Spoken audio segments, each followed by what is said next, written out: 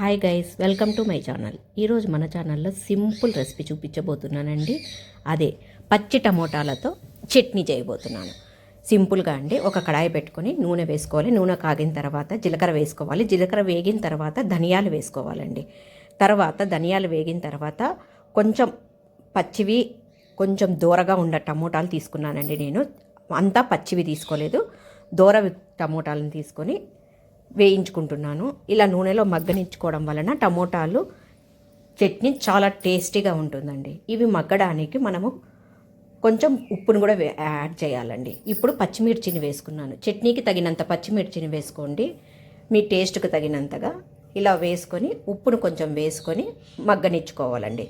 ఇలా వేయించుకోవడం వలన చట్నీ చాలా బాగా ఉంటుందండి. ఇది అన్నం లేకైనా కానీ చపాతీ లేకైనా కానీ చాలా బాగుంటుందండి. ఇవి వేగుతున్నప్పుడే కొంచెం పసుపును కూడా వేసుకోవాలి. ఇలా పసుపును వేసుకోవడం వలన కలర్ బాగా ఉంటుందండి. తర్వాత మనము కొంచెము చింతపండుని వేసుకోవాలండి. ఎందుకంటే టమోటాల పులుపు సరిపోదు కాబట్టి కొంచెము చింతపండుని కూడా వేసుకుంటే చట్నీ చాలా టేస్టీగా ఉంటుందండి. అలా వేసుకొని వేయించుకునేటప్పుడు మనము కొన్ని వెల్లుల్లి రెబ్బల్ని వేసి వేయించుకోవాలండి.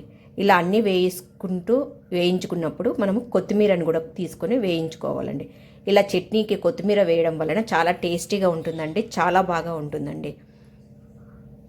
ఇలా అన్ని ఇంగ్రీడియంట్స్ వేసి వేయించుకొని మనము చల్లార్పుకోవాలండి. తర్వాత మిక్సీలోకి తీసుకోవాలండి. ఇలా చట్నీకి చల్లారేంత వరకు మనము మళ్ళీ తర్వాత అదే కడాయిలోనే ఉల్లిపాయలని వేసి వేయించుకోవాలండి. ఇలా చల్లారిన టమోటా మిశ్రమంలోకి నేను వేయించుకున్న పల్లీలను కొన్నిటిని వేసి బరకగా చట్నీ పట్టుకున్నానండి. తర్వాత ఉల్లిపాయలని కూడా వేసి ఇలా కలుపుకున్నానండి. చట్నీని కొంచెం బరకగా పట్టుకుంటే మనకు రోట్లో రుబ్బుకున్నంత టేస్ట్ వస్తుందండి.